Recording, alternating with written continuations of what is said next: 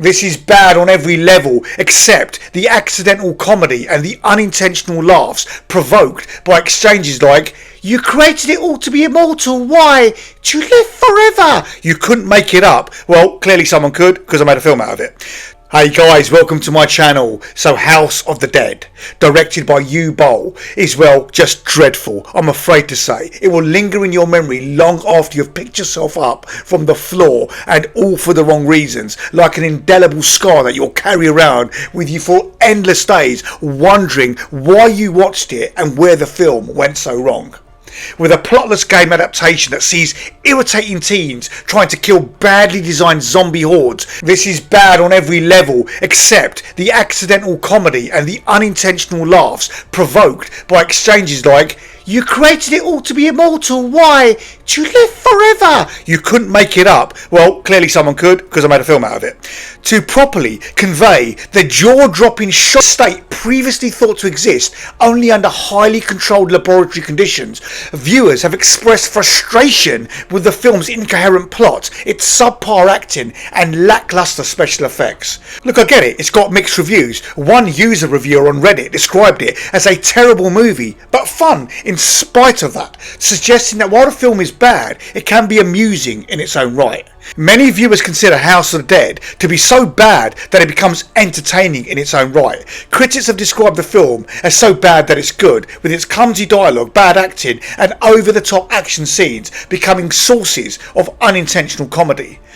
He often defended his films, including this one, even in the face of scathing criticism. The movie even includes excessive use of video game footage from the House of the Dead video game during the action scenes. In fact, there are several sequences where characters seem to be running for a virtual video game world, complete with cutscenes and full motion video elements that feel disconnected from the rest of the film.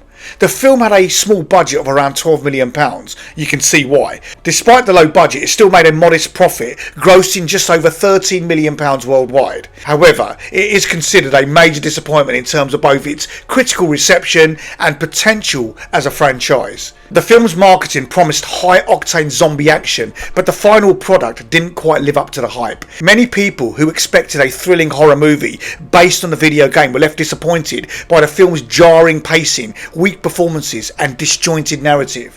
The film stars a relatively unknown cast, which includes actors such as Jonathan Cherry and Ona Gruer.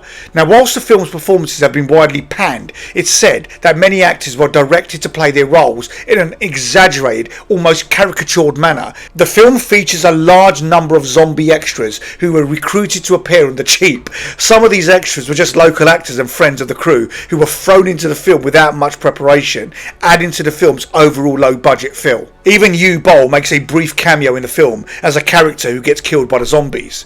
Now, this is a fun Easter egg for fans of the director's work, though it's unlikely many viewers would have recognised him. Now, despite the overwhelmingly negative reception, House of the Dead was followed by two sequels: House of the Dead 2, Dead Aim in 2005 and House of the Dead Overkill in 2009. Both sequels tried to tap in to the franchise's cult following, but they never reached the same level of fame or infamy as the original. The film is often cited in discussions about the worst video game adaptation ever made. In fact, House of the Dead was included in numerous worst film lists and is often a go-to reference for poorly executed video game to movie transitions. In essence, House of the Dead holds a peculiar place in cinematic history as one of the films that epitomises the challenges of adapting video games into the big screen. It's a prime example of a movie that's so bad it has a kind of strange charm for those who love bad movies. In summary, this one failed to capture the essence of its source material and delivered a subpar cinematic experience.